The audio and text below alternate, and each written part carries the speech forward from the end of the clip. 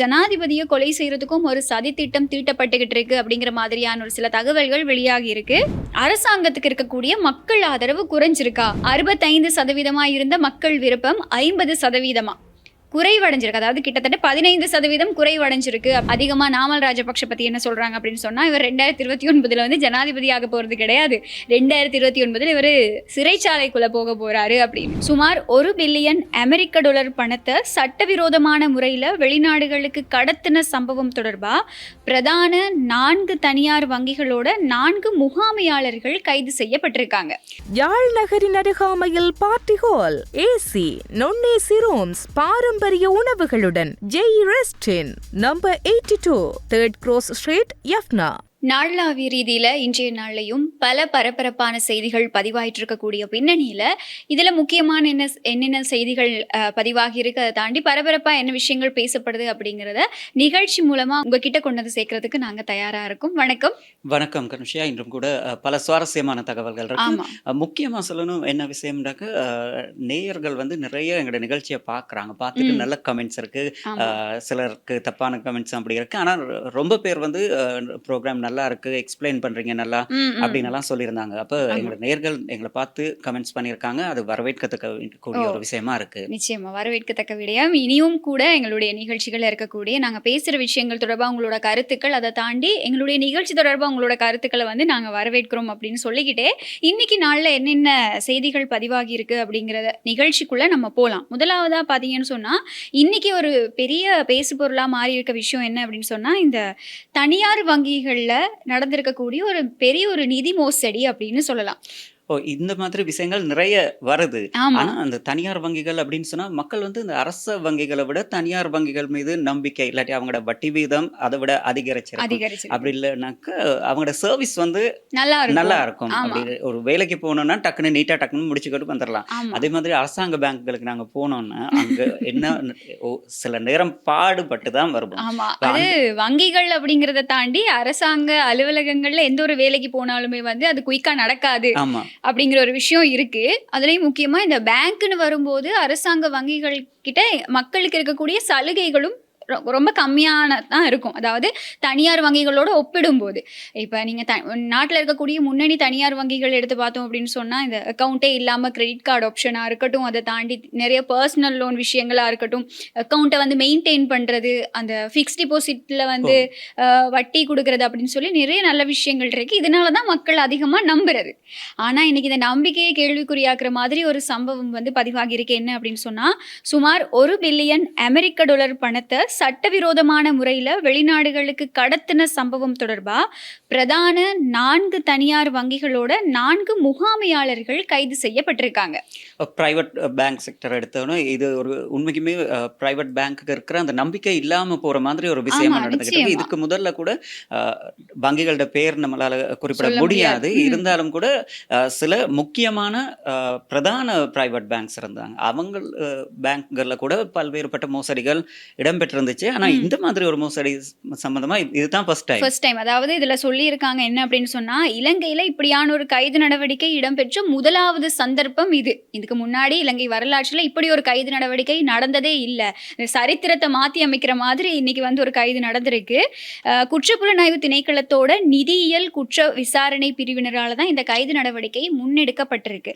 இதுல 4 பேருமே அந்த பேங்க்குள்ளே இருக்கும்போதே தான் வந்து கைது செய்யப்பட்டிருக்காங்க அப்படிங்கிற ஒரு விஷயமும் வந்து பதிவாகி இருக்கு.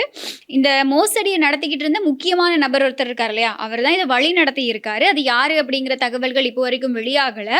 இந்த மோசடியை நடத்தின முக்கிய நபரால இந்த 4 அதிகாரிகளுக்கும் அதாவது வீக்லி வாராந்தம் பணம் வழங்கப்பட்டு இருந்திருக்கு. அதாவது சின்ன ஒரு தொகை இல்ல, பெரிய தொகையை வழங்கியிருக்காங்க. பெரிய ஒரு அமௌண்ட் கொடுத்துருக்காங்க. ஒருத்தருக்கு மட்டும் வாரத்துக்கு 30,000 இருந்து 50,000 ரூபாய் வரைக்கும், 1 லட்சம் ரூபாயில இருந்து கிட்டத்தட்ட 10 லட்சம் ரூபாய் வரைக்குமே வந்து இந்த மாதிரி வீக்ல ஒரு நாளைக்கு இந்த மாதிரி காசு கொடுத்துருக்கதா தான் விசாரணைகள்ல தெரிய வந்திருக்கு. அதாவது கைது செய்யப்பட்ட 4 வங்கி முகாமையாளர்ல ஒருத்தருக்கு மட்டுமே ஒரே ஒரு சந்தர்ப்பத்துல 10 லட்சம் ரூபாய் பணம் வழங்கப்பட்டிருக்கதாகவும் தெரிய வந்திருக்கு. இந்த சம்பவம் தொடர்பாக வந்து இப்போ வரைக்கும் இந்த கைது செய்யப்பட்டதுக்கு அப்புறமா மேலதிக விசாரணைகள் முன்னெடுக்கப்பட்டுட்டு இருக்கு. இனி வரக்கூடிய நாட்கள்ல இன்னும் பல விஷயங்கள் வெளிவரலாம்னு எதிர்பார்க்கப்படுது. இப்படி எடுத்துக்கிட்டோம்னு சொன்னா இப்ப தெரியுது இந்த பேங்க்ல இருக்கவங்க எல்லாம் எப்படி வீடு கார் எல்லாம் வச்சிருக்காங்க, பேங்க்ல வேலை செய்யறவங்களுக்கு எல்லாம் எப்படி இவ்வளவு வசதியா இருக்காங்க அப்படின்னு இப்பதான் தெரிய வருது. இதுல எல்லா ஊழியர்களையும் நம்ம குறை சொல்ல முடியாது, நேர்மையா வேலை செய்யறவங்களும் இருக்காங்க. ஆனா இப்போ நாட்டுல வந்து அரசாங்க அதிகாரிகள் தான் இந்த நிதி முறைகேடுகள் செய்யறாங்க, இந்த மாதிரி மக்கள் பணத்துல வந்து விளையாடுறாங்க அப்படின்னு சொல்லி இருந்தாலும் இப்ப அது அந்த பேச்செல்லாம் இல்ல. இனி நாங்க காசுனாலே விளையாடுவோம் அப்படிங்கிற மாதிரி இந்த தனியார் பேங்க் செக்டர்ஸும் வந்து இப்போ இந்த மாதிரியான விஷயங்களை செய்ய ஆரம்பிச்சிருக்காங்க. அதே மாதிரி பிரைவேட் பேங்க்ஸ்ல பிரைவேட் வங்கிகள்ல கூட அப்படி இல்லைன்னாக்க அடகு வைக்கிற இடங்கள் இருக்கு தானே, ஆமா. அந்த மாதிரி இடங்கள்ல இப்ப நம்ம தங்க நகைகளை அடகு வைக்கிறது தானே, அந்த நேரம் அந்த இப்போ ஒரு மாலை அப்படின்னு வச்சுக்கோங்களேன், அதுல ஒரு மணியை கலட்டி எடுத்துருவாங்களாம். அப்படி சம்பவங்கள் கூட நடந்திருக்கு. ஆமா. அப்போ அது தெரியாது. இப்ப நீங்க ஒரு மாலையை கொண்டு அடகு வைக்கிறீங்க, திருப்பி நீங்க மீட்கிற நேரம் நான் வச்ச இது அப்படி இருக்கா கரெக்டா பார்க்க மாட்டேங்குது தானே. இப்போ ஒரு மணி அப்படி அதுல ஒரு மணியை எடுத்து அவங்க அதை அது எத்தனை பேர்கிட்ட எடுக்கிறாங்களோ தெரியல, அந்த மாதிரி எடுத்து அந்த மாதிரி சம்பவங்களும் வந்திருக்கு. இன்னொரு விஷயம் ஒன்று கனுஷியா, இது வந்து பிரைவேட் பேங்க்ல இல்லை, இது அரசாங்க ஒரு பேங்க்ல, பிரசித்தமான அரசாங்க பேங்க். அந்த வங்கியில ஒரு முகாமையாளர் உங்களோட அக்கௌண்ட்ல, உங்களோட பர்சனல் அக்கௌண்ட் இருக்கும் தானே, அந்த அக்கௌண்ட்ல ஒரு 25% உங்களுக்கு கழிச்சிருந்தா வெட்டுப்பட்டிருந்தா நீங்க என்ன செய்வீங்க? கண்டுக்க மாட்டோம், யோசிக்க மாட்டோம்ல. 25% அப்படி என்னத்துக்கு வெட்டினாங்களோ அப்படி தெரியாது. அப்படி அப்ப அந்த நான் சொல்ற இந்த பேங்க் இருக்கு தானே, இந்த பேங்க்ல எல்லா அக்கௌண்ட்ஸும் இப்போ நாங்கள் சொல்லுவோமே, ஒரு குறிப்பிட்ட வங்கி எடுத்துக்கிட்டா கொழும்பு பிரான்ச்னு சொல்லுங்களேன், கொழும்பு ஹெட் ஆஃபீஸ் அப்படின்னு நடலாவிய ரீதியில 25 மாவட்டத்திலையும் அவங்களோட பிரான்ச்சஸ் இருக்கும்ல. அப்போ அந்த 25 மாவட்டங்களையும் இருக்கிற எல்லா பேங்க் அவங்களோட பிரான்ச்சஸ் எல்லாத்துலையும் இருக்கிற அக்கௌண்ட்ஸையும் அவருக்கு ஆக்சஸ் பண்ண முடியுமா? அவர் ஒரு மேலதிகாரி. ஆமா, அவருக்கு அப்ப எந்த பேங்க் பிரான்ச்சுக்குள்ளேயும். அப்ப இவர் ஒரு சின்ன ஒரு சிஸ்டத்துல ஒரு இது மாற்றத்தை செஞ்சிருக்காரு. என்னன்னாக்கா ஒவ்வொரு மாசமும் ஒவ்வொரு அக்கௌண்ட்லயும் 25% அவரோட அக்கௌண்ட், பர்சனல் அக்கௌண்ட்டுக்கு போற மாதிரி. அப்ப பாருங்க, ஒரு பெரிய அமௌண்ட் ஒண்ணு வந்துரும். அப்ப அது எப்படி போய் இருக்கிற நேரம் அது யாருமே பெருசா எடுத்துக்கல.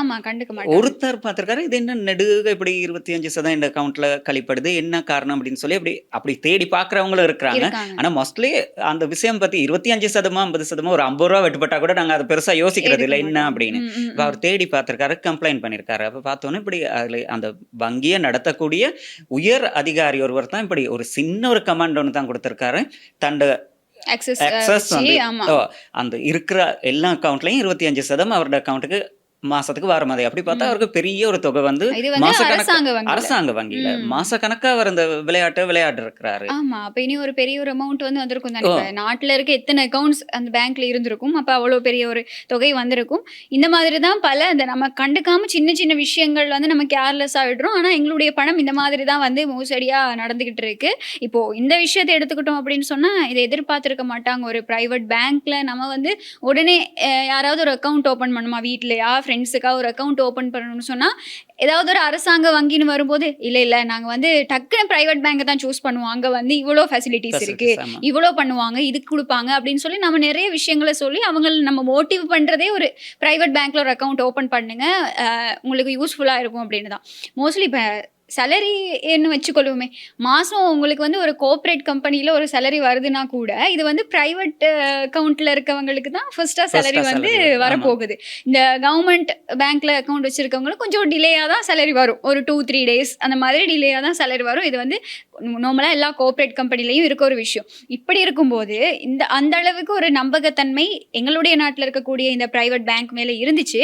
ஆனால் இந்த சம்பவத்துக்கு அப்புறமா மக்கள் மத்தியில் ஒரு அதிருப்தி அப்படின்னே சொல்லலாம். ஏன்னா இப்போ இந்த பேர் விவரங்கள் எதுவுமே வெளிவரல. முக்கியமான 4 அதாவது முதற்தர 4 தனியார் வங்கிகள்னு தான் சொல்லப்படுது. அப்ப எங்களால ஒரு அளவுக்கு கெஸ் பண்ணிக்கலாம். ஏன்னா ஒரு குறிப்பிட்ட அளவு தான் இருக்கு பிரைவேட் பேங்க்ஸ்னு சொல்லும்போது, குறிப்பிட்ட அளவு இருக்கு. அதுவும் இந்த முதற்தரம்னு சொல்லும் போது எங்களுக்கு தெரியும் எது எது இருக்கலாம் அப்படின்னு நாங்கள் ஒரு கெஸ்ஸிங்ல இருப்போம். அந்த மாதிரி தான் இப்போ இந்த சம்பவம் நடந்திருக்கு அப்படின்னு சொல்லலாம். பார்க்கலாம், இப்போ கைது செஞ்சிருக்காங்க, விசாரணைகள் நடக்க போகுது. எதிர்வரும் நாட்கள்ல இன்னும் பல விஷயங்கள் வெளிவரும். இந்த ஒரு அமௌண்ட் தான் வாங்கியிருக்காங்களா, இல்லாட்டி இது எத்தனை காலமா நடந்துகிட்டு இருக்கு, இப்போ இந்த இயக்கிக்கிட்டு இருந்த முக்கிய நபர் யாரு, அவர் எதுக்காக இப்படி பிரைவேட் பேங்க்ல வந்து இந்த மாதிரி ஒரு கொள்ளை சம்பவத்தில் ஈடுபடணும் அப்படிங்கிற பல தகவல்கள் வந்து வெளிவரும் அப்படின்னு எதிர்பார்க்கிறோம். ஸோ வெயிட் பண்ணி பார்க்கலாம். அடுத்ததா வந்து இன்னைக்கு நாள்ல இன்னும் கொஞ்சம் எல்லாரையும் சுவாரஸ்யமான ஒரு விஷயம். ஆமா, என்னது கஞ்சிபான் இம்ரான் கைது செய்யப்பட்டாரா அப்படின்னு சொல்லி காலையில வந்ததுல இருந்து எங்க ஆபீஸ்லயும் ஒரு பெரிய பிரளயமே நடந்துருச்சு அப்படின்னு சொல்லலாம். ஆனா இன்னும் கேள்விக்குறியா தான் இருக்கு. இன்னும் சரியா அரெஸ்ட் பண்ணிட்டாங்களா இல்லையா அப்படின்னு சொல்லல. இருந்தாலும் அரெஸ்ட் பண்ணுன மாதிரி தான் நம்பிக்கையா போலீஸ் டிபார்ட்மெண்ட்ல ஒருத்தர் தான் இந்த விஷயத்த சொல்லி இருக்கிறாரு முதல்ல. அதாவது இப்ப இது எங்க ஆரம்பிக்குது அப்படின்னு சொன்னா, அருண ஜெயசேகர பிரதி அமைச்சர் அருண ஜெயசேகர் என்ன செய்யறாரு, நேற்றைய நாள்ல ஒரு ஊடக சந்திப்புல சொல்லிடுறாரு, இப்படி வந்து இத்தாலியில இருந்து விரைவில் கூட்டிக்கிட்டு வரப்படுவாரு. அவருடைய கருத்து வந்து இப்படியும் ஏற்றுக்கொள்ள முடியாம மறுக்கவும் முடியாம இந்த ரெண்டுக்கும் இடையில சமநிலையா இருக்கு அப்படின்னு தான் சொல்லணும். இதுக்கு அவரே தான் ஒரு விளக்கமும் கொடுக்கணும், எதுக்காக இப்படி ஒரு கருத்து அப்படின்னு சொல்லி. இவரை இப்படி ஒரு கருத்தை வெளியிட ஆரம்பிச்சதுக்கு அப்புறமா பல சமூக வலைத்தள இந்த யூடியூபர்ஸ், அதை தாண்டி சோஷியல் மீடியால இருக்கக்கூடிய பல இணையதளங்கள்ல இருந்து ஒரு செய்தி வெளியாகுது, கஞ்சிபான் இம்ரான் கைது செய்யப்பட்டுள்ளார் அப்படின்னு சொல்லி. அதுவும் இதுக்கப்புறம் தான் இந்த விஷயம் இன்னும் பரபரப்பா மாறுது அப்படின்னு சொல்லலாம். இப்ப நாங்களும் வந்து உறுதிப்படுத்துறதுக்காக பல இடங்களுக்கு கால் பண்ணி அவங்களை கண்டாக்ட் பண்ணி பார்த்த நேரத்தில் எங்களுக்கு சொன்னது என்ன அப்படின்னு சொன்னால், இல்லை இன்னும் வந்து இதை உறுதிப்படுத்த முடியாது அப்படின்னு தான் சொல்கிறாங்க. ஆனால் இது சஸ்பென்ஸாக வச்சுருக்காங்களா, சர்ப்ரைஸாக கூட்டிகிட்டு வர போகிறாங்களா அப்படின்னு தெரியலை. ஏன்னா இம்ரானை தான் பிடிக்க முடியாது அப்படின்னு சொல்லிக்கிட்டு இருந்தாங்க. உங்களுக்கு தெரிந்த ஒரு 1 வீக்குக்கு முதல்ல ஓலுகலை ரோஹான் ஓலுகலை அவர் இந்தோனேஷியாவுக்கு போயிட்டு அவரோட அந்த இது வந்து சரி வரல அப்படின்னு சொல்லி மலேசியாவுக்கு போயிட்டு அந்த விஷயம் கூட ஒரு விட்டு கொடுத்தலோ அப்படி இல்லாட்டி இவர் அந்த டைவர்ட் வேற திசைக்கு டைவர்ட் பண்ணிட்டு வேற இடத்துல பிடிச்சிட்டாங்களோ அப்படின்னு தெரியாது. ஆனா இது வரைக்கும் உறுதியா சொல்லாதது தான் பிரச்சனையா இருக்கு. அது ஒரு கேள்விக்குறியாவே இருக்கு. முக்கியமா இவரை கைது செய்யப்பட்ட மாதிரி தான் விஷயங்கள் போய்கிட்டு இருக்கு. அதோட இத்தாலியில இவர் தனிமை அடைஞ்சிருந்த நேரம் போயிட்டு கைது செஞ்சுட்டு அப்படின்னு வேற விதமான சிங்கள மீடியாஸ்ல இன்னைக்கு அபாரான செய்திகளும் இருந்தது. பல விதமான செய்திகள் பகிரப்பட்டு இருக்கு. அதாவது இப்போ எங்களுக்கு ரோஹான் ஊலுகல் அவர்கள் வந்து ஏஎஸ்பி ரோஹான் ஊலுகலை வந்து ஒரு ஊடக சந்திப்பை நடத்தினார். அதாவது எங்களுக்கு தெரியும் ரத்மலானி சைமா கஞ்சிபான் இம்ரானோட மிக நெருங்கிய நண்பர். அவரை கைது செஞ்சு இலங்கைக்கு கூட்டிக்கிட்டு வந்ததுக்கு அப்புறமா, அதாவது போனது கஞ்சிபான் இம்ரானை கைது செய்யறதுக்கு தான் அப்படின்னு சொல்லியிருந்தாரு. ஆனா அவர் ஒரு விளக்கம் கொடுத்திருந்தாரு, என்ன அப்படின்னு சொன்னா, அவரை கைது செய்யறதுக்கு போன முயற்சியே எங்களுக்கு ஒரு பெரிய வெற்றி தான். ஏன்னா அவர் வந்து கிட்டத்தட்ட நிறைய வருடங்களா வந்து இந்த மாதிரி போலீஸ் திணைக்களத்தை வந்து ஏமாத்தி ஒரு மாதிரி இந்த கண்ணில் மண்ணை தூவிட்டு இருக்குது அப்படின்னு சொல்லுவாங்களே, அந்த மாதிரி மறைஞ்சு பல குற்றச்சம்பவங்கள்ல ஈடுபட்டுக்கிட்டு இருந்த ஒரு நபர். அப்ப அவரை கைது செய்யறதுக்கு நாங்க அது வரைக்கும் போய் அது தோல்வி அடைதோ வெற்றி அடைதோ அங்க போனதே ஒரு பெரிய விஷயம் தான் அப்படின்னு அவர் ஒரு விளக்கம் கொடுத்திருந்தாரு. இன்னைக்கு வந்த செய்தியில இருக்கிற ஒரு குழப்பம் என்ன அப்படின்னு சொன்னா, அவர் மலேசியால தானே இருந்தாரு. எங்களுக்கு ஒரு செய்தி வெளியாக இருந்தது, உங்களுக்கு ஞாபகம் இருக்கும், அவர் மலேசியால இருந்து போகாம இருக்கிறதுக்கு, அதாவது வேறொரு நாட்டுக்கு போகாம இருக்கிறதுக்கு இந்த கடல் வழிகளையும் வான்வழி மார்க்கங்கள் இது எல்லாத்தையும் வந்து ஃபுல்லா முடக்கிட்டாங்க. எல்லாமே ஃபுல்லா வந்து இந்த இன்டர்போல் அவங்க எல்லாரோட நடவடிக்கைகளால வந்து ஃபுல் என்ன சொல்றது ப்ரொடெக்ட் பண்ணியிருக்காங்க, பாதுகாப்பு அப்படியே பலப்படுத்தப்பட்டிருக்கு அப்படிங்கிற ஒரு தகவல் வெளியானது. அப்போ இவர் எப்படி மலேசியால இருந்தவர் எப்படி இத்தாலிக்கு போனாரு, இத்தாலியில இருந்து எப்படி கூட்டிக்கிட்டு வரப்படுவாரு, இது எந்த ஒரு நம்பிக்கையில அருண் ஜெயசேகர் இப்படி ஒரு தகவலை வெளியிட்டார். அப்போ உள்ள ஏதோ ஒரு விஷயம் தெரிஞ்சிருக்கு, கசிஞ்சிருக்கு. அதனாலதான் அரசாங்க தரப்புல இருந்து இப்படி ஒரு அறிவிப்பு வந்திருக்கு. இப்போ எங்க நடந்திருக்கு, என்ன நடந்திருக்குங்கிற ஒரு கேள்வி இருக்கு. அதே போல நீங்க குறிப்பிட்ட மாதிரி ஏஎஸ்பி ரோஹான் அந்த ஊடகவியலாளர் சந்திப்பு, அந்த சந்திப்புல அவர் சொல்லியிருந்தாரு, நாங்க ஆழம் அறியாமல் காலை விட மாட்டோம் அப்படின்னு ஒரு கருத்து சொல்லியிருந்தாரு. அப்ப அதுதான் முதல்ல சொன்னது மாதிரி ஏதாச்சும் டைவர்ட் பண்றதுக்கு அப்படி இல்லாட்டி வேற எங்கேயாச்சும் திசை திருப்பி விட்டுட்டு அந்த இடத்துல கைது பண்ணாங்களா, ஆனா உறுதியா கைது செஞ்சுட்டாங்களா அப்படின்னு நீ போலீஸ் திணைக்களம் தான் அது. சில சந்தர்ப்பங்கள் இருக்கலாம். இப்ப அவர் இந்த மாதிரி பகிரங்கமா இந்த மாதிரியான ஒரு விஷயத்த சொல்லிட்டு இல்லைன்னா நாட்டுக்கு வர்ற மாதிரி வந்துட்டு அங்க வேற ஏதாவது மிஷன்ல அவரை அரெஸ்ட் பண்ணிட்டாங்களா, அவரை வந்து டைவர்ட் பண்றதுக்கான ஏதாவது ஒரு என்ன சொல்றது ஒரு வியூகமா அப்படிங்கிறது தெரியல. பட் இப்படி ஒரு செய்தி இன்னைக்கு நாள்ல அதிக அளவுல பகிரப்பட்டு வருது அப்படிங்கிறது தான் முக்கியமான ஒரு விஷயமா பேசப்படுது. அதுல இப்ப பல விஷயங்கள், இப்போ கஞ்சிபான் இம்ரான் இப்ப எங்க இருக்காரு அப்படிங்கிற ஒரு கேள்வியும் வலுவா எழுப்பப்பட்டிருக்கு அப்படிங்கிறது தான் முக்கியமா பேசப்பட வேண்டிய ஒரு விஷயமாவும் இருக்கு. எங்களுக்கு தெரியும் இன்னொருத்தர் வந்து அண்மையில துபாயில இருந்து அழைத்து வரப்பட்டாரு. அவர் தொடர்பாகவும் பல விஷயங்கள் வெளிவந்துகிட்டு இருக்கு. அதாவது இந்த போதைப் பொருளை விநியோகிச்சு ஒருத்தங்க வந்து இவ்வளோ கோடிக்கணக்கான சொத்து சேர்த்து வச்சிருக்காங்க அப்படிங்கிற பல தகவல்கள் வெளியாகி இருக்கு. அந்த விஷயத்தோட தான் இன்னொரு முக்கியமான விஷயம் இன்னைக்கு துபாய் அரசாங்கம் அறிவிச்சிருக்கு. அவங்களோட பாதுகாப்பு பிரிவினர் சொல்லியிருக்கிறாங்க ஒவ்வொரு நாளும் இலங்கையில இருந்து அவங்களுக்கு சிவப்பு பிடியாணை பிறப்பிக்கப்பட்டிருக்கவங்கள ஒவ்வொரு நாளும் தேடுற பணிகள் இன்னையில இருந்து துபாய் அரசாங்கம் ஆரம்பிச்சிருக்கு. ஸ்ரீலங்கா போலீஸால அவங்களுக்கு தெரிவிச்சிருக்கிற அந்த லிஸ்ட் ஒன்று கொடுத்திருக்கிறாங்களாம். 53 பேர் இலங்கையில செய்ய வேண்டிய எல்லாம் பயங்கரவாத நடவடிக்கையோ அப்படி இல்லாட்டி போதைப் பொருள் இதோ அப்படி இல்லாட்டி கொலைகளோ அந்த மாதிரி சம்பவங்களோட தொடர்புடையவங்க அதிகமா போய் தஞ்சமடைகிறது துபாயிலையாம். அப்ப துபாய்க்கு இப்படி ஒரு லிஸ்ட் ஒன்று கொடுத்திருக்காங்க. இப்ப இனி வரும் காலங்களில் ஒவ்வொரு நாளும் இன்னையில இருந்து இந்த சோதனை நடவடிக்கைகள் மேற்கொள்ளப்பட்டு அரெஸ்ட் பண்ணி அவங்களை உடனடியாக இலங்கைக்கு அனுப்புறதுக்கான வேலை திட்டங்கள் மேற்கொள்ளப்பட்டிருக்கு அப்படின்னு சொல்லி. இப்ப அண்மையில கைதான இந்த ஷிரான் பாசிக் இருக்காரு இல்லையா, இவரும் கூட எப்படின்னா அதுக்கு முன்னாடியே துபாயில தான் தலைமறைவாகி இருந்தாரு. அதுக்கு முன்னாடியே துபாயில 2-3 தடவை அரெஸ்ட் ஆன சந்தர்ப்பத்துல அவருக்கு இருக்க அந்த பண பலத்தை பயன்படுத்தி, அப்படி இல்லைன்னா அவருக்கு இருக்கிற ஒரு செல்வாக்கு அந்த நாட்டுல இருக்கும் இல்லையா, அங்கேயே அவருக்கு கோடிக்கணக்கில் பெருமதியான ஹோட்டல் இருக்கு, பெருமதியான சொத்துக்கள் இருக்குன்னு சொல்றாங்க. அப்போ அது எல்லாத்தையும் பயன்படுத்தி அவர் இந்த போலீஸ் வலையிலிருந்து வெளியில வந்திருக்காரு. ரீசெண்ட் கடைசியாக எதுக்கு அரெஸ்ட் ஆகுறாருன்னா இந்த ஈரான் வார் ரிலேட்டடா வந்து இவர் போட்டோ வீடியோ எடுக்க போய் அதுக்கு தான் அவர் அரெஸ்ட் பண்றாங்க. ஆனா அப்புறம் தான் வெளியில பெரிய பல விஷயங்கள் தெரிய வந்திருக்கு அப்படின்னு சொல்றாங்க. இது எப்படி இருந்தாலும் இப்ப இலங்கை அரசாங்கம் சொல்லியிருக்காங்க என்ன அப்படின்னா, கிட்டத்தட்ட 53 குற்றவாளிகளை நாட்டுக்கு கூட்டு வர்றதுக்கு எல்லாமே தயார் நிலையில இருக்கு அப்படிங்கிறது தான் சொல்லப்பட்டிருக்க ஒரு விஷயம். இப்படி இந்த இவ்வளோ அரெஸ்ட் நடக்குது, இந்த பாதாள உலக குழுக்கள் வந்து முடக்கப்படுறாங்க அப்படிங்கிறத தாண்டி இன்னைக்கு நாள்ல இன்னொரு தகவலும் வெளியாகி இருக்கு. இது எங்கேயுமே உறுதிப்படுத்தப்பட்ட தகவல் இல்ல, வெளியாகி இருக்கக்கூடிய ஒரு தகவல் தான். என்னன்னா ஜனாதிபதியை கொலை செய்யறதுக்கும் ஒரு சதி திட்டம் தீட்டப்பட்டுகிட்டு இருக்கு அப்படிங்கிற மாதிரியான ஒரு சில தகவல்கள் வெளியாகி இருக்கு. எதுக்காக அப்படின்னு கேட்டிங்கன்னா, இந்த மலேசியாவில் கஞ்சிபான் இம்ரான், உனாகுருவே சாந்த், இவங்க வந்து 2 பிரபல பாதாள உலக குழு தலைவர்கள். அவங்க தான் பல பேர் இயக்கிக்கிட்டு இருக்காங்க. இவங்க வந்து ரத்மலானி சைமா உள்ளிட்ட சிலர் இவங்க எல்லாருமே சேர்ந்து ஜனாதிபதியை கொலை செய்யறதுக்கான திட்டம் தொடர்பாக கலந்துரையாடி இருக்கதாகவும் ஒரு தகவல், அதாவது சகோதர மொழி ஊடகங்கள்ல இந்த தகவல் வந்து இன்னைக்கு நாளில் அதிக அளவில் பேசப்பட்டு வருது. இந்த மாதிரியான ஒரு சந்திப்பு நடந்திருக்கா அப்படிங்கிற தொடர்பாக புலனாய்வு பிரிவினர்கள் வந்து விசாரணைகளை நடத்திக்கிட்டு இருக்கதாகவும் அது தொடர்பாக அதிகாரிகள் நடவடிக்கை எடுத்திருக்கதாகவும் தான் தகவல்கள் வெளியாகி இருக்கு. இதை வந்து ஒரு சாதாரணமான பாதாள உலக குழு தலைவர்களோட நடவடிக்கை அப்படின்னு எடுத்துக்க முடியாது. ஏன்னா ஜனாதிபதியே சொல்லியிருந்தார் அண்மையில், ஈஸ்டர் ஞாயிறு தாக்குதல்கள் காரணமாக இந்த விசாரணைகள் காரணமாக என்னுடைய உயிருக்கு அச்சுறுத்தல்கள் இருக்கு அப்படின்னு சொல்லி இந்த ஈஸ்டர் ஞாயிறு தாக்குதல் விசாரணைகளை தாண்டி அவர் வந்து ஒரு பெரிய பொறுப்பை கையில் எடுத்திருக்காரு. இந்த அண்டர் வேர்ல்டை நாங்கள் இல்லாமல் பண்ணிடுவோம் அப்படிங்கிறது. இப்ப அவர் வெளிப்படையாவே பல இடங்கள்ல துப்பாக்கி சூட்டு சம்பவங்கள் நடந்துகிட்டு இருக்கும் போது அவருடைய உயிருக்கு அச்சுறுத்தல் இருக்கதான் செய்யும். அது வந்து ஒரு கொமனான ஒரு விஷயம் தான், சாதாரணமான ஒரு விஷயம் தான். எங்களுக்கு தெரிஞ்சு அவருடைய பாதுகாப்பு முழுக்க இந்த புலனாய்வு பிரிவினர் கையிலையும் அவரை சுத்தி இருக்கக்கூடிய பாதுகாப்பு பிரிவினர் கையிலையும் தான் இருக்கு அப்படின்னு சொல்லணும். இந்த புலனாய்வு தகவல்கள் கிடைக்கிறத பொறுத்து விசாரணைகள் நடந்துகிட்டு இருக்கு.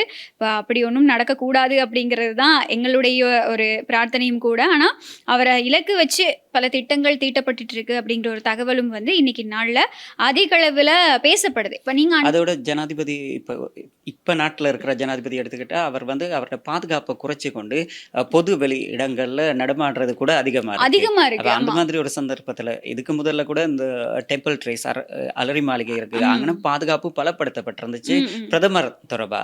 இருந்தாலும் கூட இப்ப அங்கனைக்கு இருந்து முழு அந்த பாதுகாப்பு நீக்கப்பட்டிருக்கு. அதே மாதிரி தான் ஜனாதிபதி மாளிகை அந்த ஏரியால கூட ஆட்கள் நடமாட்டம் அதிகரிச்சிருக்கு.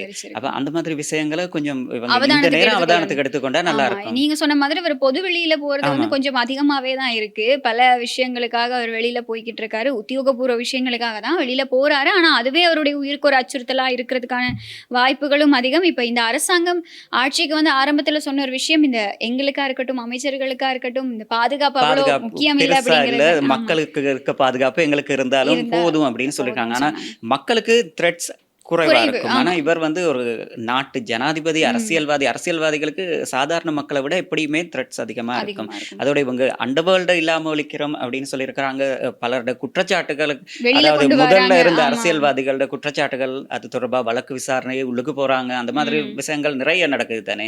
அப்ப இந்த நேரம் அந்த பாதுகாப்பு தொடர்பா அச்சுறுத்தல் இருக்கத்தான் செய்யும். அப்ப இந்த நேரம் ஜனாதிபதி கவனம் செலுத்திக் கொள்ளணும்.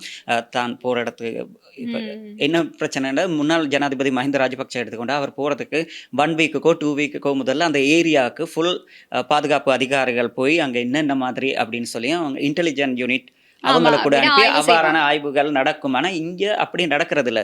சடன்னு நான் அந்த இடத்துக்கு போறேன், இங்க போறேன் அப்படின்னு சொல்லி ஜனாதிபதி அன்ரு திசாநாயக்க போயிடுறாரு. அப்ப ம். அந்த இதையும் ஒப்பிட்டு பார்க்கல. இப்ப அவங்க சொல்றாங்க அவங்களோட மோசடி பல பிரச்சனைகளை சொல்றாங்க தானே. அப்ப இதுதான் அதுக்கான காரணமா இருந்திருக்கலாம் சில நேரம். ஆமா. அண்மையிலயும் கூட எனக்கு நல்ல ஞாபகம் இருக்கு. இந்த கொல்பிட்டி பகுதியில வந்து ஒரு இறுதி சடங்கு. அதாவது நாட்டுல மிக முக்கியமான, பிரபலமான ஒரு பாடகர்ன்னு நினைக்கிறேன். எனக்கு ஞாபகத்துல இருக்கிறது சரியா இருந்தா, ஒரு பாடகி இல்லன்னா பாடகர் ம். ஒருத்தவங்களுடைய இறுதி சடங்கு நடந்துகிட்டு இருக்கு. அவர் வந்து அவருடைய இறுதி அஞ்சலிய செலுத்துறதுக்காக அங்க வந்திருந்தாரு. சாதாரணமா ஜனாதிபதி வாராரு அப்படின்னு சொன்னாலே ரோட வந்து கிளியர் கிளியர் பண்ணுவாங்க. பண்ணி ஆமா.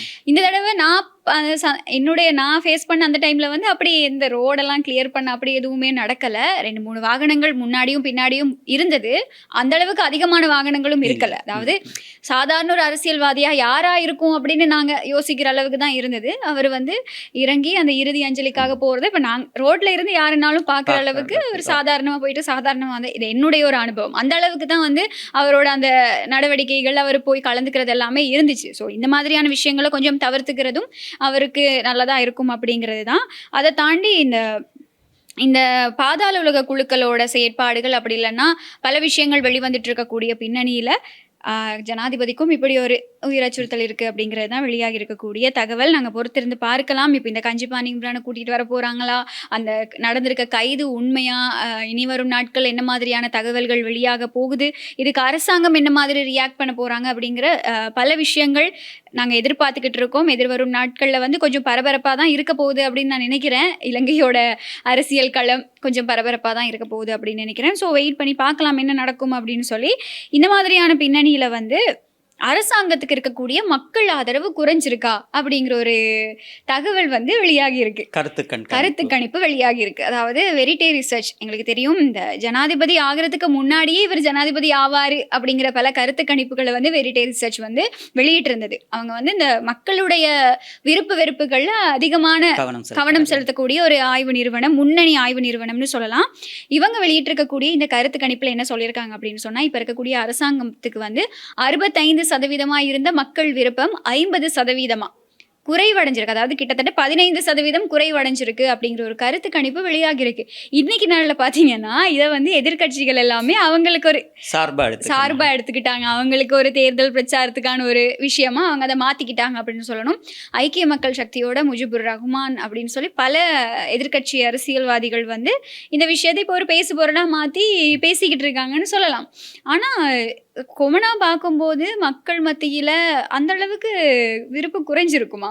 இதுக்கு முதல்ல கூட இதே மாதிரி ஒரு கருத்து கணிப்பு வெளியிடப்பட்டது. அதுல வந்து எதிர்கட்சி தலைவர் சஜித் பிரேமதாசவுக்கு 75%, இவருக்கு 50% குறைஞ்சிருக்கு அப்படின்னு சொல்லியிருந்தாங்க. ஆனா அரசு தரப்பு நிலையிலே அதாவது ஐக்கிய மக்கள் சக்தி அரசாங்கமே சொல்லி இருந்துச்சு, இல்ல அப்படியெல்லாம் இல்ல, எங்களுக்கு மக்கள் செல்வாக்கு அதே மாதிரி தான் இருக்கு, எந்த விதமான குறைவும் இல்ல அப்படின்னு சொல்லி தேசிய மக்கள் சக்தி அரசாங்கம்.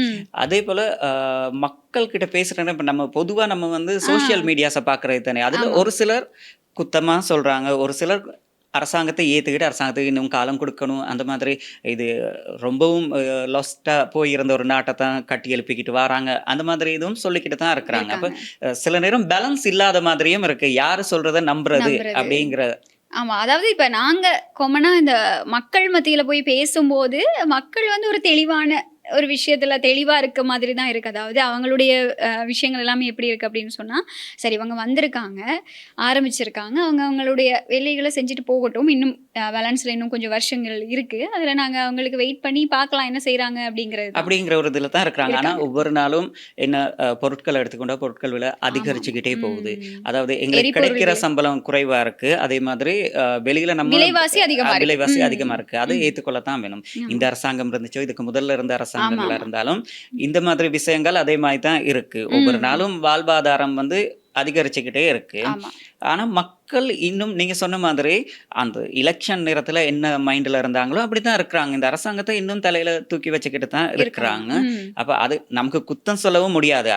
மக்கள் ஆட்சி, மக்கள் விரும்பின ஆட்சி, ஏன்னா அவங்களே விரும்பி எடுத்த ஆட்சி. அப்ப அதனால கீழே போடுறதுக்கு விருப்பம் இல்லாமல் இருக்காங்களா, அப்படி இல்லாட்டி உண்மைக்குமே இன்னும் சந்தர்ப்பம் கொடுக்கணுமா? இவங்க இப்போ 2 இயர்ஸ் முடிஞ்சிருச்சு, இனி இந்த 3வது வருஷத்துல கால் எடுத்து வச்சிருக்கிறாங்க, இனி இன்னும் இருக்க 3 வருஷம் இருக்கு. ஏன்னா இந்த 3 வருஷத்துல கூட இவங்க செப்டம்பர் வரும்போது முடியுது. ஆமா, இருக்க 3 வருஷத்துக்குள்ள ஏதாச்சும் நல்லது செய்வாங்களா, செய்யலாமா அப்படின்னு. முன்ன பார்த்தா அபிவிருத்தியும் நடந்துச்சு, இது பொருட்களோட விலை அதிகரிச்சிச்சு, அந்த மாதிரி விஷயங்களும் யுத்தமும் நடந்துச்சு. அப்படி அப்ப இப்ப அது ஒண்ணும் இல்லாம நாட்டுல அபிவிருத்தி நடக்குதா, அப்படி இல்லாட்டி பொருட்கள் விலை அதிகரிக்குதா, என்ன செய்யறாங்க அப்படின்னு தெரியாது அப்படின்னு சொல்லித்தான் எதிர்கட்சி கேள்வி எழுப்புது. இல்ல, இந்த எதிர்கட்சிகள் கருத்துக்கள் தெரிவிக்கும் போது அந்த போட்டோ, அந்த விஷயம், செய்திகள் அப்படி இல்லைன்னா இந்த வீடியோஸுக்கு கீழே போய் இருக்க கமெண்ட்டை பார்க்கும்போது ஒரு சில பேர் சொல்றாங்க, சரி இப்போ இவரை கைது செஞ்சுட்டாங்க, அதுக்குன்னு சொல்லி யாருடையாவது வயிறு நிறைய போகுதா இல்ல அப்படின்னு சொல்லி விமர்சிக்கிறவங்களும் இல்லாம இல்ல, அந்த மாதிரியான கமெண்ட்ஸ், அந்த மாதிரியான கருத்துக்களும் இருந்துகிட்டே தான் இருக்கு. இப்போ சமூக வலைத்தளத்துல பாக்குறத மட்டுமே நாம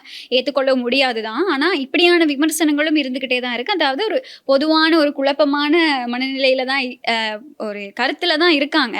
எது எப்படி இருந்தாலும் இப்படி ஒரு கருத்து கணிப்பு வெளியானதுக்கு அப்புறம், ஆனா இப்ப வரைக்குமே அரசாங்கம் அந்த கருத்து கணிப்புக்கு சொல்ற பதில் என்ன அப்படின்னு சொன்னா, இல்ல நாங்க வந்து மக்கள் மத்தியில ஒரு வரவேற்கத்தக்க ஒரு கட்சியா, ஒரு அரசாங்கமா தான் இருக்கோம் அப்படிங்கறதுல வந்து மக்கள் அரசாங்கம் வந்து தெளிவா இருக்காங்க. இதுக்கு முன்ன இருந்த ஆட்சிகள்ல கூட வீதி அபிவிருத்தி நடந்தா வயிறு நிறையுதா, மக்கள் இதுல நல்லா நடைஞ்சிருவாங்களா அப்படின்ற கேள்வி கூட இருந்துச்சு.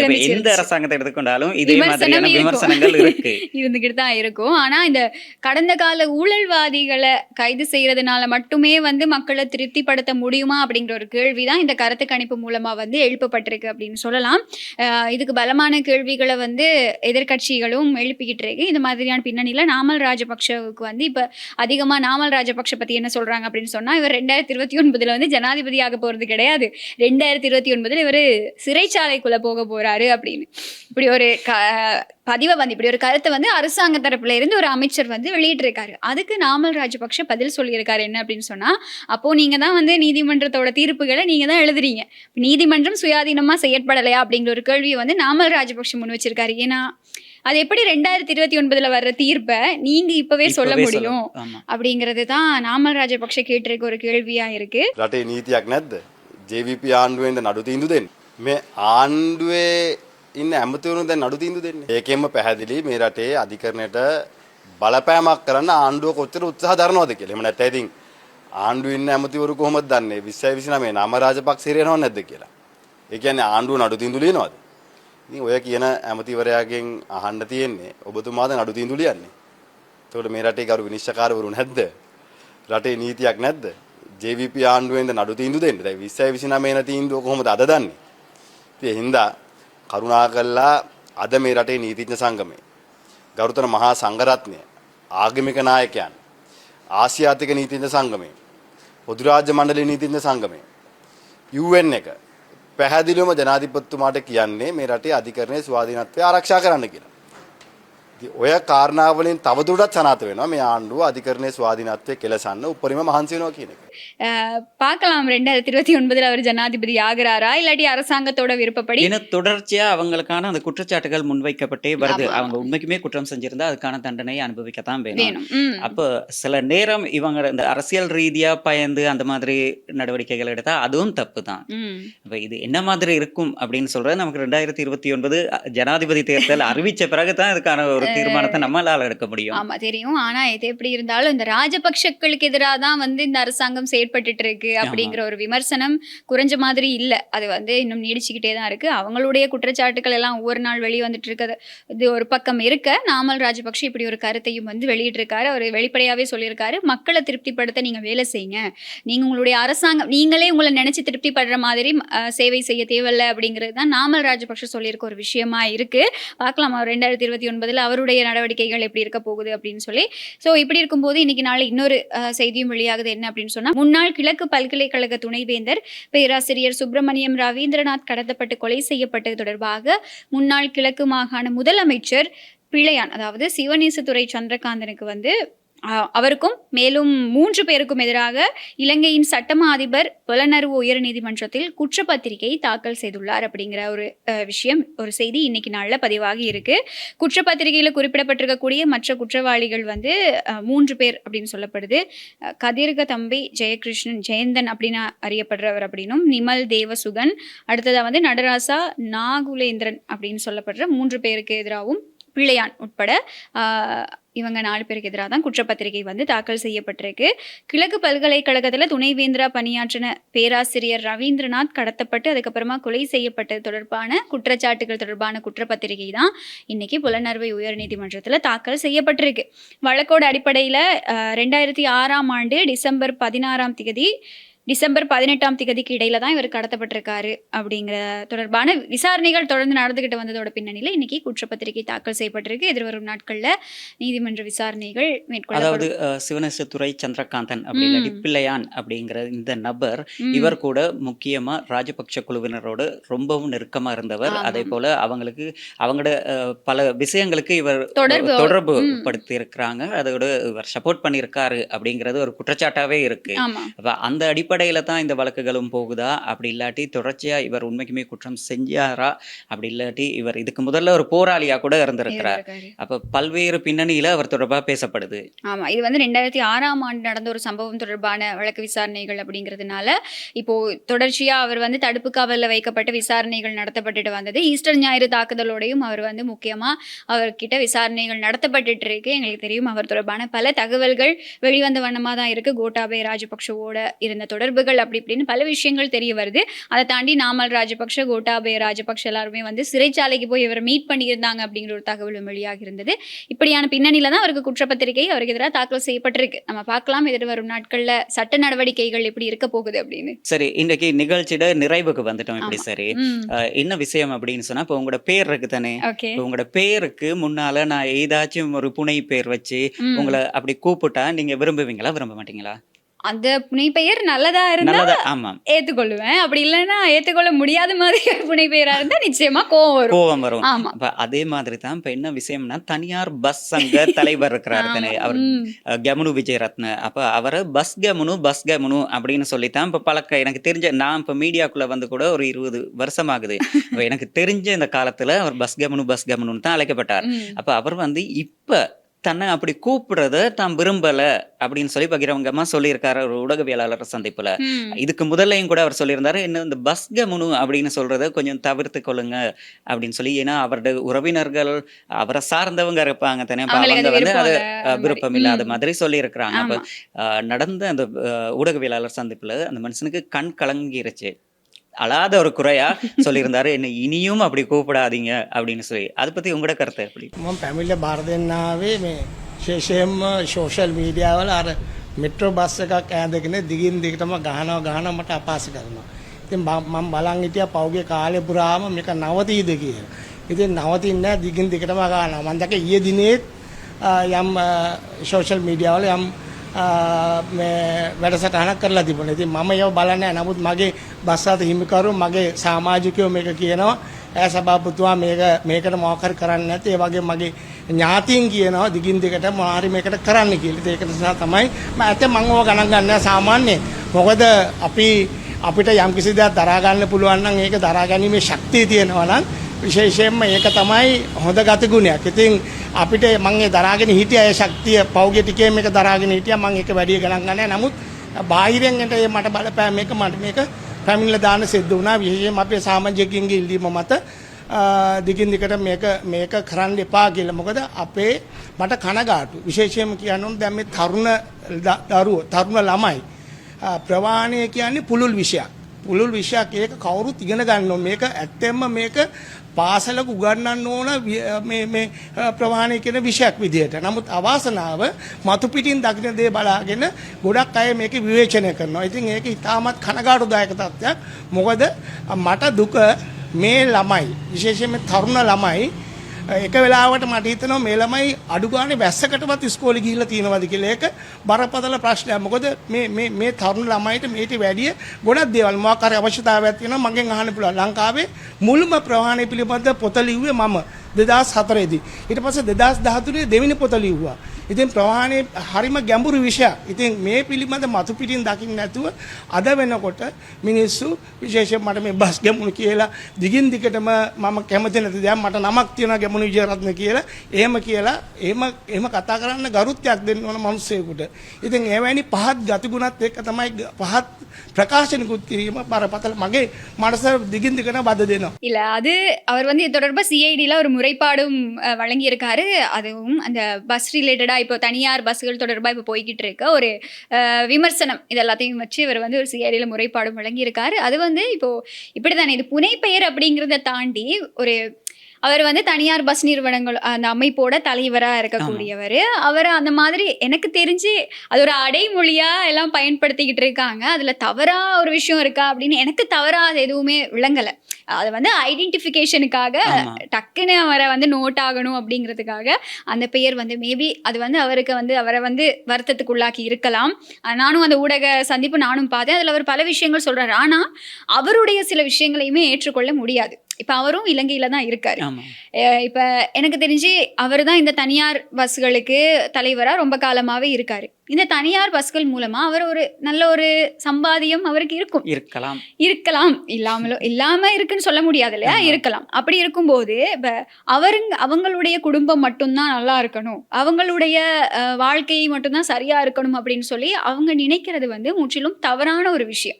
அது வந்து அவர் சொல்ற விஷயங்கள் தவறான ஒரு நிலைப்பாடு அப்படிதான் சொல்லணும். அவர் இந்த கொஞ்ச நாளாவே கொடுத்துக்கிட்டு இருக்க இன்டர்வியூஸ் அப்படி இல்லைன்னா இந்த பிரஸ் மீட்ல எல்லாம் சொல்ற விஷயம் என்ன அப்படின்னு சொன்னா, இலங்கை மக்களுக்கு எதுக்கு மெட்ரோ பஸ், ஏன் இலங்கை மக்கள் மெட்ரோ பஸ்ல போகக்கூடாது?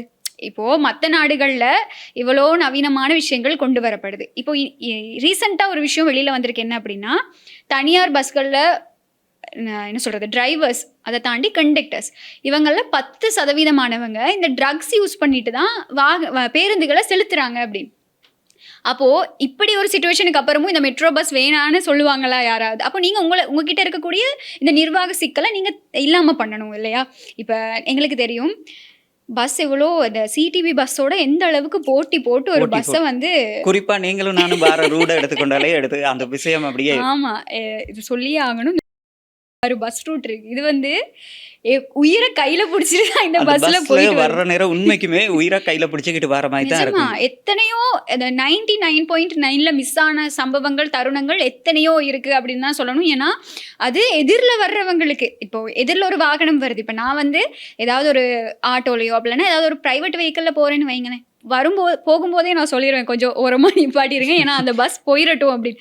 அது காரணம் என்ன அப்படின்னு சொன்னால், அது அந்த அளவுக்கு முன்னாடி வரும்போது அந்த பயம் பார்க்கும்போதே பயமாக இருக்கும். அந்த மாதிரி நிறைய நிர்வாக சிக்கல் இருக்குது சொல்லி குறிப்பிட்டு சொன்னது. அதில் எனக்கு நிறைய அனுபவம் இருக்குது அப்படிங்கிறதுனால இந்த மாதிரி நிறைய பஸ் ரூட்டில் நிறைய விஷயங்கள் நடந்துகிட்டு இருக்கு. மக்கள் எப்போவுமே வந்து குற்றம் சாட்டிட்டு இருக்காங்க. இப்போ எங்களுக்கு தெரியும் ரீசெண்டாக ஒரு வீடியோ ரிலீஸ் ஆகிருந்துச்சு, இந்த மாதிரி பஸ்ஸில் வந்து இந்த ரோட்டில் இறங்கி சண்டை போடுற இதுக்கு வந்து எதிரில் வர வாகனங்கள் தான் காரணம்னும் கிடையாது. அந்த தனியார் பஸ்களில் போகிற அந்த செலுத்துறவங்களும் வந்து பெரிய ஒரு பிரச்சனைகளை உருவாக்கிட்டு இருக்காங்க. அந்த என்ன சொல்றது, மக்களை பத்தி பயணிகளை பத்தி யோசிக்கிற ஒரு மனப்பான்மை வந்து எனக்கு தெரிஞ்சு இல்ல. முக்கியமா ரோட்ல நடந்து போறவங்களை பத்தி கூட நினைக்க மாட்டாங்க. அதான், அதாவது இந்த வீதி விதிமுறைகள் எங்களுக்கு எங்க அப்படி இருந்தா அதை நாங்க மீறியே தான் ஆவோம் அப்படிங்கிற மாதிரி தான் தனியார் பஸ் சாரதிகளோட நடவடிக்கை எல்லாமே இருந்துகிட்டு இருக்கு. இப்போ கமனு விஜயரத்ன சொல்றது என்ன அப்படின்னு சொன்னா, இந்த மெட்ரோ பஸ் வந்து இலங்கைக்கு தேவை கிடையாது, நீங்க வந்து பல வருஷமா தனியார் பஸ்ல தான் போய்கிட்டு இருந்தீங்க, அப்போ உங்களுக்கு எதுக்கு புதுசா மெட்ரோ பஸ் அப்படின்னு சொல்லி கேக்குறாங்க. எங்களுடைய நாடும் எத்தனை நாளைக்கு இதே மாதிரி நாங்களும் மற்ற நாடுகளை மாதிரி டெவலப் ஆகணும் தானே. இப்போ ரீசெண்டா கூட சொல்லியிருந்தாங்க என்ன அப்படின்னு சொன்னா, இலங்கையில வந்து எல்லாருமே வந்து தனியாக ஒரு வெஹிக்கல் வச்சுக்கிட்டு அவங்களுடைய வாழ்க்கையை நடத்திட்டு போகணும் அப்படிங்கிறது தான் எங்களுடைய அரசாங்கத்தோட திட்டம் அப்படின்றத வந்து விஜித ஹேரத் சொல்லியிருக்காரு. இப்போ அது ஒரு பெரிய ஒரு வரவேற்கத்தக்க ஒரு விஷயமா தான் இருக்குது. அதை தாண்டி மெட்ரோ பஸ் கொண்டு வந்ததுக்கு முக்கியமான காரணம் என்ன அப்படின்னு சொன்னால், அதில் இப்போ எரிபொருள் பிரச்சனைன்னு ஒன்று வருது. அது வரும்போது என்ன சொல்கிறது, உங்களுடைய வெஹிக்கிளை நீங்கள் வீட்டில் விட்டுட்டு நம்பிக்கையாக தைரியமாக ஒரு பஸ்ஸில் ஏறி நீங்கள் போகிறதுக்கு தான் உங்களுக்கு மெட்ரோ பஸ் சர்வீஸ் அப்படின்னு. இதனால மக்கள் பல பேர் பயனடைஞ்சிக்கிட்டு இருக்காங்க. பாசஸ் எடுத்துட்டு அவசரமாக போக வேண்டியவங்க. இப்போ தனியார் பஸ் வேணான்னு யாரும் சொல்லலை, தனியார் பஸ்ஸுக்கு எக்ஸ்ட்ராவாக நீங்கள் வந்து மெட்ரோ பஸ்ஸை யூஸ் பண்ணிக்கோங்க, அவ்வளோதான். இப்போ எதிர் வரும் நாட்கள் இன்னொரு 100 பஸ் கொண்டு வர போகிறதா சொல்லியிருக்காங்க. அதுதான் இவங்களுக்கு ஒரு பெரிய பிரச்சனையாகவே மாறி இருக்கு. நீங்கள் வந்து சிடிபி பஸ்ஸோடையே போட்டி போட்டு தான் போவீங்க, அப்போ இனி என்னென்ன மெட்ரோ பஸ்ஸோட ஒரு நல்ல மனநிலையை உருவாக்கிக்கிட்டு நீங்க போக போறீங்கன்னு தெரியல. இப்ப நாங்க யாருமே வந்து பிரைவேட் பஸ் எங்களுக்கு வேண்டாம் அப்படின்னு சொல்லல. இது வந்து அரசாங்கத்தோட ஒரு நல்ல ஒரு நடவடிக்கை, வரவேற்கத்தக்க ஒரு விடயம். நாங்களும் ஜப்பான், சைனா மாதிரி நாங்களும் டெவலப் ஆக வேணாமா அப்படின்னு அதாவது எல்லா ரூட்டுக்கும் மெட்ரோ பஸ் இல்ல. கிடைக்குமான்னு ஆமா, சொல்ல முடியாது. ஆமா. ஒரு ரூட்க்கு ஒரு பஸ் மாதிரி வந்தா கூட நல்லா இருக்கும்ல. அது என்ன சொல்றது, வெளியில இருந்து எவ்வளவோ சுற்றுலா பயணிகள் வராங்க. அவங்க வரும்போது அது கொஞ்சம் என்ன சொல்றது, அவங்கள அதை பயன்படுத்தக்கூடிய மாதிரி இருக்கும். இந்த மாதிரி நிறைய விஷயங்களுக்கு நம்ம இந்த பஸ்ஸை யூஸ் பண்ணிக்கலாம். நீங்க வந்து ஒரு நல்ல மனப்பான்மையோட எங்களோட நாடு தானே வளருது அப்படின்னு நினைச்சீங்களா இருந்தா இந்த மாதிரியான கருத்துக்கள் எல்லாமே வெளிவராது. ஆனா எது எப்படி இருந்தாலும் அவர் அதிகமா விமர்சிக்கிறதுக்கு தான் அவரு, நீங்க அதை சப்போர்ட் பண்ணியிருந்தீங்கன்னா கூட உங்களுக்கு இந்த மாதிரியான விமர்சனங்கள் வந்திருக்காது. இப்ப சிஐடி வரைக்கும் இந்த பிரச்சனை போயிருக்கு. பார்க்கலாம் அவருக்கு சிஐடி என்ன மாதிரியான பதில் கொடுக்குறாங்கன்னு சொல்லி. ஆனா அவர் ரொம்ப மன உளைச்சல் இருக்காரு, அது மட்டும் தெரியுது, அது மட்டும் விளங்குது. ஸோ அரசாங்கத்தோட ஒரு சில திட்டங்கள் வரவேற்கக்கூடிய மாதிரி இந்த மெட்ரோ பஸ் திட்டம் அப்படிங்கிறது யாருமே எதிர்ப்பு தெரிவிக்கல. பிரைவேட் பஸ் செக்டர்ஸை தவிர வேற யாருமே இதுக்கு வந்து எதிர்ப்பு தெரிவிக்கல அப்படிங்கிறது தான். ஸோ மக்கள் பயனடைகிறாங்க, அது போதும் இல்லையா? ஸோ இன்னைக்கு நாளில் இவ்வளவு சம்பவங்கள் பதிவாகி இருக்கு. பேசு பொருளாக இருந்த பல விஷயங்களை பற்றி இந்த நிகழ்ச்சியில் உங்ககிட்ட பேசியிருக்கோம் அப்படின்னு சொல்லி நாங்கள் நினைக்கிறோம். ஸோ இதே மாதிரி நாளைய தினமும் உங்க கூட நிகழ்ச்சியில பேசுறதுக்கு நாங்க தயாரா இருக்கோம். நாளை மற்றும் சுவாரஸ்யமான பல தகவல்களோடு சந்திக்கும் வரை வணக்கம். ஓகே. யாழ் நகரின் அருகாமையில் party hall, AC, non-AC rooms, பாரம்பரிய உணவுகளுடன் Jai rest inn, number 82, 3rd Cross Street, Jaffna.